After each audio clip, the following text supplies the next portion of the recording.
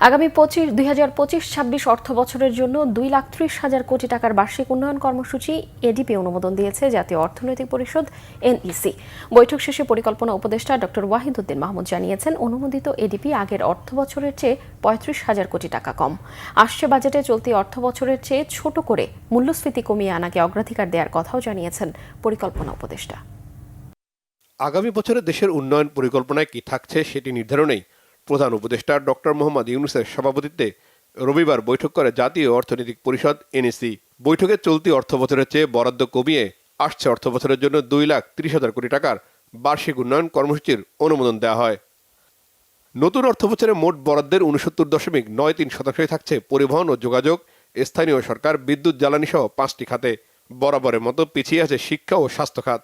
পরিকল্পনা উপদেষ্টা জানান, সরকার নতুন কোনো মেগা প্রকল্প হাতে নেবে না। চলমান প্রকল্পগুলোতে অর্থের অপচয় এবং অনিয়ম বন্ধে সরকার তৎপর থাকবে বলেও জানান তিনি। প্রস্তাবিত বাজেটের উন্নয়ন বাজেটের আকার তার থেকে টাকার অঙ্কে ছোট।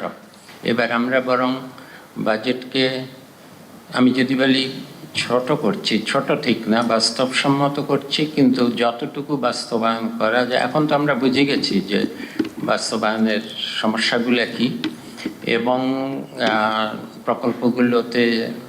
প্রকল্পগুলোতে যাতে বাড়তি ব্যয় না হয়। কাজেই আমরা যেই প্রকল্পগুলো এখন চালু থাকবে, আমরা আশা করব সেগুলো বাস্তবায়ন দ্রুততর হবে এবং সেগুলোতে অপচয়, অনিয়ম কম হবে বলে আশা করছি। যে ব্যবস্থাগুলো নিচ্ছি সে কারণে। আসছে বাজেটের আকার কিছুটা ছোট হবে জানিয়ে পরিকল্পনা উপদেষ্টা বলেন, জনগণের কাঁধে বোঝা চাপিয়ে দেওয়া যাবে না। বাজেটের কৌশলটা হলো যে এটাকে আমরা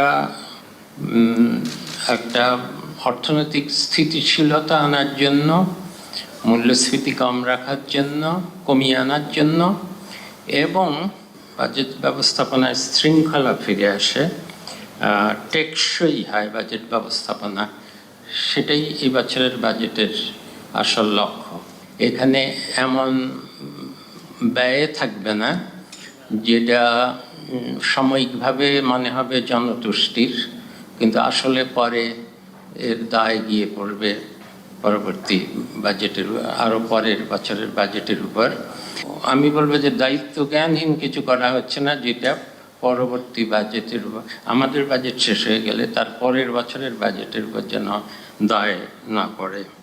আর্থিক খাতে চাপ থাকলেও সরকার জ্বালানির বকেয়া পরিশোধ করেছে জানিয়ে পরিকল্পনা উপদেষ্টা বলেন, বকেয়া শূন্যে নামিয়ে আনার চেষ্টা চলছে। সেজন্য আমরা।